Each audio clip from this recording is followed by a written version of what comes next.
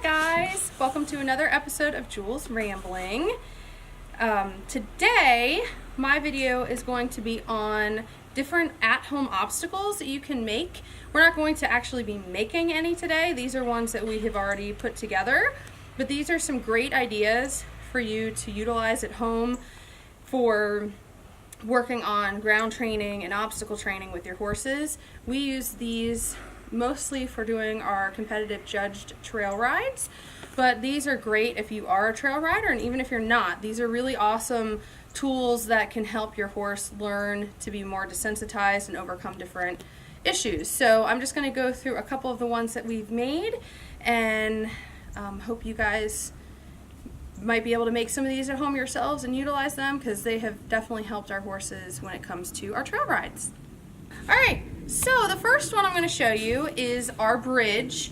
My husband and I built this last fall. We got 2x4s. I think the length is 6 foot. The width is 2 foot. So we cut the individual planks and screwed them on the top. And my husband had the great idea of adding handles, which I'm not sure you see all that well, but it makes it easier for moving the bridge.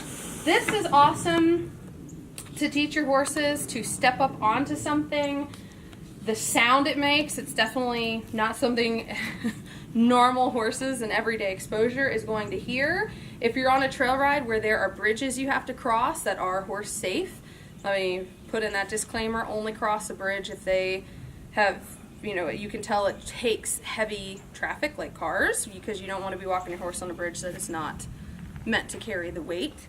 So anyway, this is awesome to get them to be stepping up, hearing the noise, and practicing different things. We also hope to turn this into a teeter-totter by taking a large PVC pipe and sticking it under the middle. That way when the horse walks across it, it tips a little bit. And this is our first one. It's not the cheapest one to make, but I highly recommend having one in your repertoire for obstacles. So our second obstacle, super easy to make. You just need PVC pipes. I call this our square. This is one that we have the horse come and stand in the middle, and you can practice pivoting on your hind end or front end where they have to turn when they're inside this.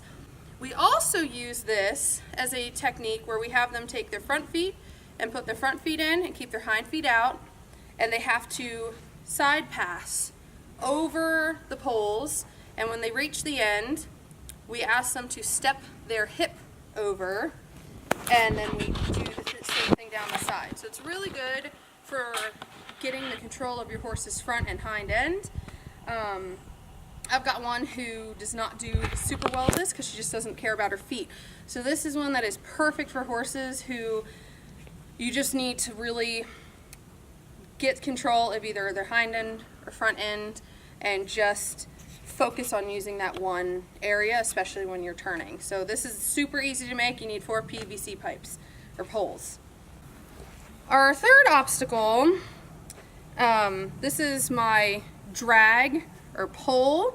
So it's a jolly ball with a really long lead line. Like, I think this is my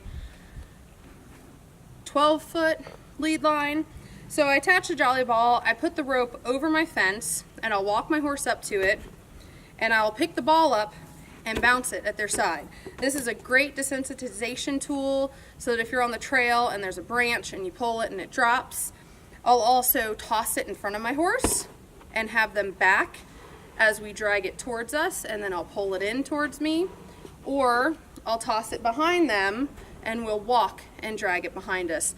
It's just a great desensitization. This really, I don't feel like you'll ever run into any obstacle on the trail where you'll necessarily have to do this, but we ride where it's very wooded and there's always tree branches down.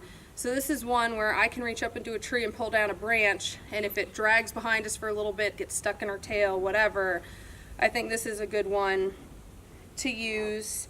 And again, all these obstacles are things that you could interact with on the trail, not necessarily in this form, but there are things that you would need to do on the trail. Like our square pin, you could come up to a place in the trail where you need to just move your horse's hind end. So if you aren't practicing at home, you're never going to know if you can do it on the trail. So our fourth thing is our big jolly ball, or it's not really jolly ball, it's just a big soccer ball. This one I have my horses walk up to.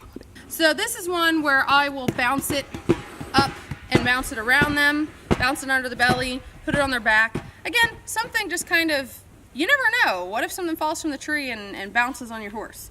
So I just like to just do something silly. My fifth one is, again, super easy. It looks like a jump. I don't want my horse to jump it. This could be, say you're walking on a trail and there is a huge tree down. You want to make sure your horse can step over the tree safely. So this is just a plain, simple Cavaletti, have them step over it. So that's very easy. And my next one, this is our kiddie pool. This I love to do with my horses. I fill it with water and I make them walk through it. Believe it or not, 2 of my horses do it just fine. My third one is petrified. Who would have thought? Kiddie pool and water. So we fill it with water and they have to walk up and just walk through it. Very simple. Believe it or not, we have interacted with this on a Judge trail ride. They had it filled with floating apples.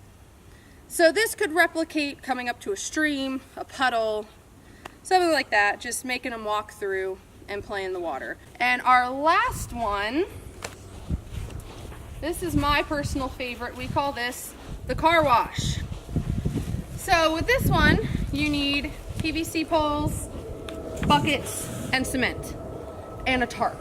So this one would replicate walking through the woods, dense trees with lots of leaves hanging. So this one can be really scary for the horses because depending on how dense your tarp is and how narrow or wide your slits are, they cannot see through. So they really have to trust you that you're leading them through a safe space. So this one's really easy to make. We have this one set at, I think, 12 foot. You need to have it as tall as possible so that when you're riding your horse through, there is lots of head clearance for you. So keep in mind, no matter whatever your horse's height is, you need this to be even taller. Then the tarp, we just slit. This was one we had over hay bales the horses played with, so then we cut it up. And then inside the buckets, we put in cement to hold these poles in place. This is a heavier object, so it takes 2 people to move. We do take it apart whenever we do move it.